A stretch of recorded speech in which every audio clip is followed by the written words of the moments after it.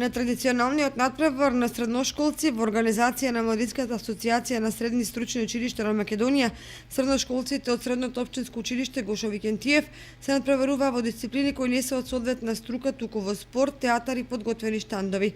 Тие оттаму се вратија со освоено второ место за најдобар штанд, а ученичката Тамара Николова освои награда за најдобра фотографија. Масов натпреварот и оваа година се одржа во Скопје во Средното училиште Васил Антевски ден. Нашето училиште преку младинската организација Авангарда се представи во повеќе категории, каде што забележавме солидни резултати.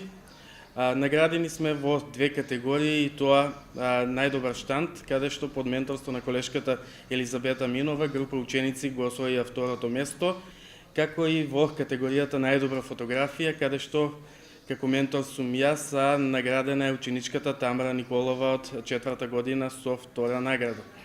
Значителни високи резултати имавме и во останатите категории, пред се категорија постер, модна ревија, интервју за работа на англиски јазик, како и во спортските категории и најдобра драма, каде што за малку не успеавме да бидеме во најдобрите 3 училишта.